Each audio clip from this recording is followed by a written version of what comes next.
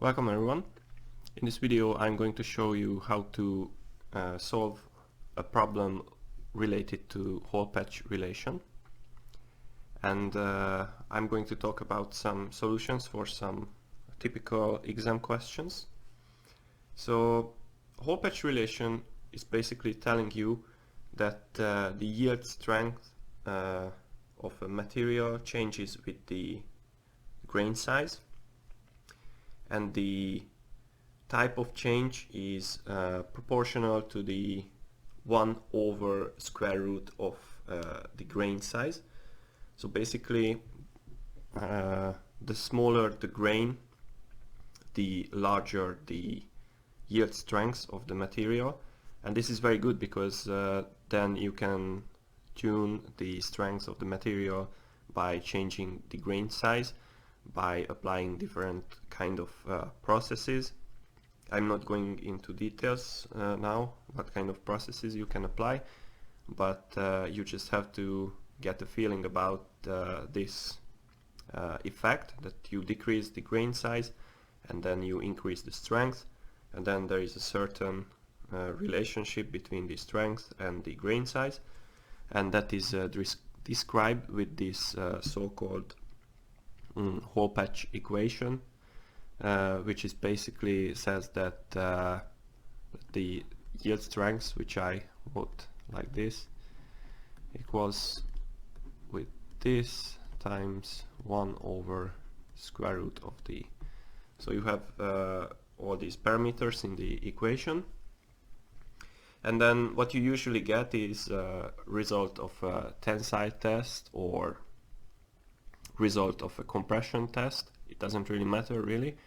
I took this from a scientific article, and you can see the different grain sizes here, so 720, 330 and so on in nanometers. This is for a copper, and then you can see the tensile curves. So when you get these kind of questions in an exam or somewhere, then first of all you have to determine the yield strength, and I'm going to show you all the steps. So step 1 is basically get the sigma y.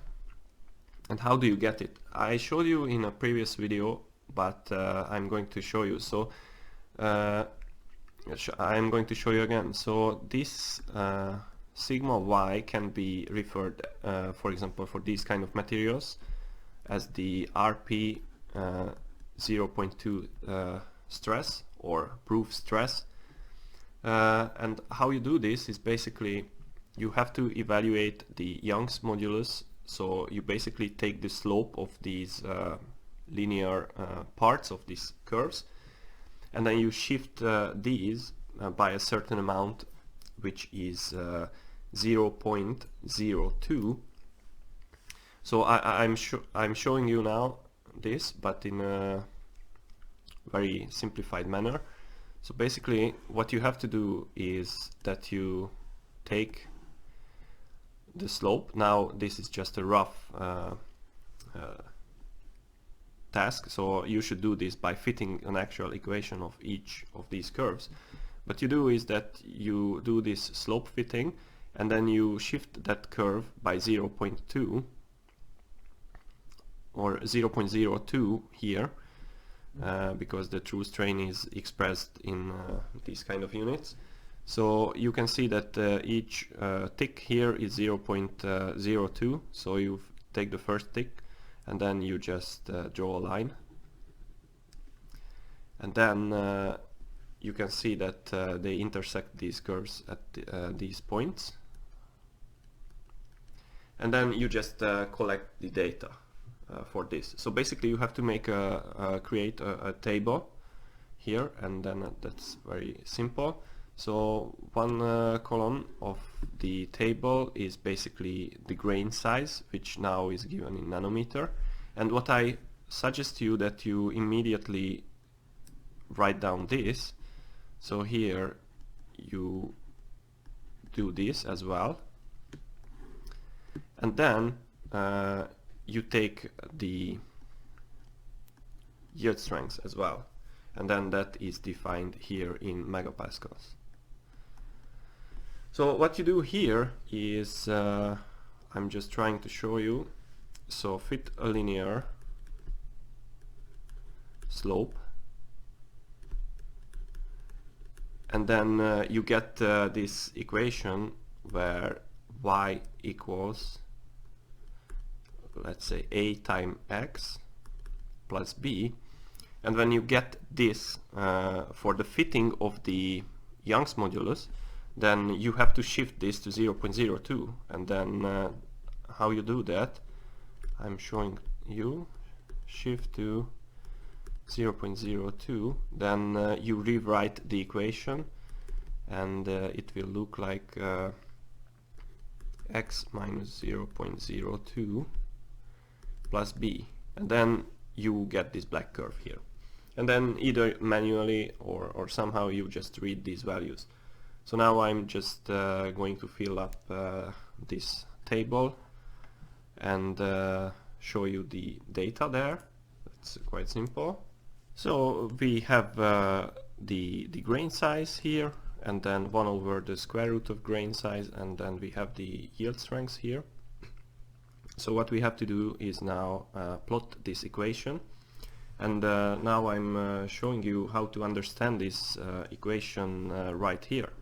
So we plot this as a linear equation. So the linear equation is, as I showed you down here, is y equals, let's say, a times x plus b. So this is the equation of this of a line, basically. And then what we have to do here is find each of these parameters in the equation, like what we are going to use here. So what we do here is basically we have y, which is now the yield strength here, and then we have a, which will be the k from this equation, and then we have b as well, which will give us the sigma 0 as well here, and then we have the x, and now the x will be the 1 over square root of d. So we have all these things, and we know that this is given and this is given from these values in the table, and then we will get the a, which will be the slope of this fitting, and the b will be the y-intercept. So now I just plot all these data and show it to you here. So here we have each data. So you can see that on the x-axis we have this guy here. So this goes to the x. And then on the y-axis we have this RP 0.2, which equals to sigma y. And y here is not the name of the axis, it means the yield. Just to clear any confusion. And then you can see the units. So here we have the b as the y-intercept, so I showed you here, and k, this will be the slope. So this is basically the sigma 0, and this is the k. And then the units are megapascal here, and here it is megapascal times the square root of nanometer, because our grain size is given in nanometer. So what we have to see here now, if we plot the 1 over square root of d against the sigma y, then this line should be linear, and then it's linear. It's very nice. So this means that this material follows the Hall-Petch relation, and that's very good for us. And also here you see from the b-intercept, so basically this parameter, that it's 153.6 megapascals, That means that if you increase the grain size to infinitely large, or basically make a single crystal, then this will be roughly the strength of the material. And then this 153 is roughly acceptable for this kind of material. So I think this was very easy. So once again, you try to find the yield strengths first. So first of all, you fit a linear on the linear part of these curves, and then you shift them to the 0.02, and then you note down all the numbers from here where you have the intercepts here, and then you create a table, and then you plot the 1 over square root d on the x and the sigma y on the y. You get some points, you fit a linear on them, and then you note down the parts, the b and the a from the linear equation. You get these numbers, and then those are your parameters. And now usually you can have two questions, which I just quickly show you. So let's say question 1. So let's say you have a grain size given, let's say 75 nanometers, and then what is the yield strength of the material now? So you already evaluated all these things, so you just have to use your equation for the Hall-Petch relation. So sigma y equals sigma 0 plus k times 1 over square root of d. And what you do here is just plug and chug all the numbers. So 153.6, and I will write the units under them, and 2885.9 times 1 over square root of 76. And then so this was megapascal, just to check the units, and then this was megapascal times square root of nanometer, and then this is now let's say nanometer here, but it's under here. So if you sorry, square root of nanometer, and if you see that this can be simplified with this here, so what you get is a megapascal here, and that's correct, and then this is 486.8 MPa. And if we go back to the previous image here, we can check our solution. So first we were asked if the grain size is 75 nanometers. So what you do for checking is you just calculate what is 1 over 75, and that is roughly 0.11 something, it doesn't really matter, and you go here and you see the tick is 0.01 here, so this is 0.11. So then you go up and check it here. So this is basically our first question. And then you see that this is somewhere here, roughly, and this is 486 MPa, roughly. So this is correct. So you can visually check your calculation result. Then you can have another question, question 2, and it's just the same question, but you ask the other parameter. So if you want to have a material which has the strength of, let's say, 500 megapascal, it's a bit too close to the other number, then what kind of grain size you have to reach? And then it's very simple again. So we use the Hall-Petch equation. I write it down just to practice. So sigma y equals sigma 0 plus k times 1 over square root of d. And what you do here is you just put the numbers to their places, so we know the sigma y, and now I skip the units, and then you put in the numbers from the previous visual evaluation. So we know that sigma 0 was 153.6, and then we also know that the B parameter was 2885.9, and then we are asking for basically this parameter D.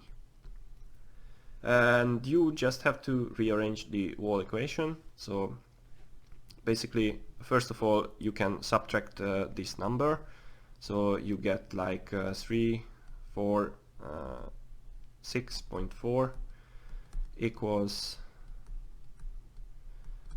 this number divided by square root of d. So I did not do anything, I just subtracted 153 from 500, and now it's very simple. You have to divide by 346 and multiply by the square root of d.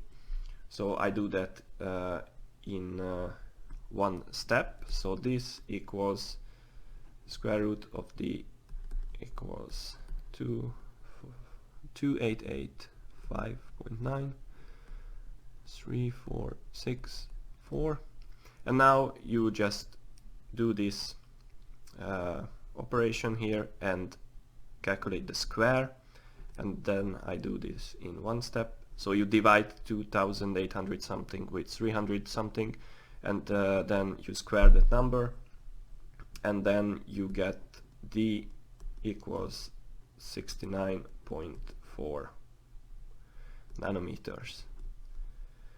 And you can again check this. So checking, just calculate this 1 over square root of d, which is roughly 0.12. So you go here, and then the second 0.12, and then you go up, it's here, and that's 500.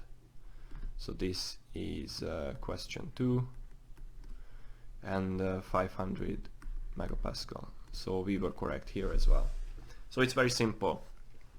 So I think this was all basically, and it's very, very simple. You just have to get the sigma y, which you can evaluate from the tensile curves or flow curves, and then you just do a small manipulation of the data to calculate the 1 over square root of d, if d is given, and then you just solve it, and then you put everything on a chart or graph, and you just read basically the values of the linear equation, and then whatever the question is coming up in the next parts of the questionnaire, you just have to rearrange this equation here, and then whatever they ask, either they can ask sigma y, sigma 0, k, or d, you just have to always rearrange, like I did in the second part of the question.